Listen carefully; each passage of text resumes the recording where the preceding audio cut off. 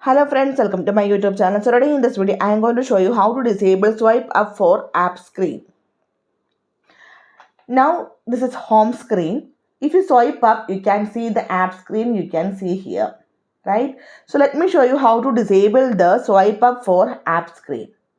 For this, simply go to settings and tap on the option home screen.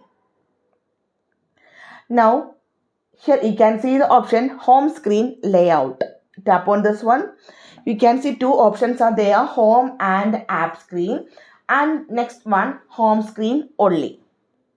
To disable swipe up for app screen, you have to select the option home screen only. Tap on apply. So after select the home screen only, all the applications you can see on your home screen. If you swipe up, now you can see the app screen is not there. So you can see all the applications on your home screen itself.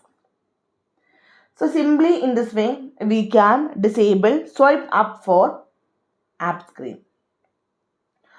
So hope you guys enjoy this video. Thank you for watching. Thank you. Bye bye.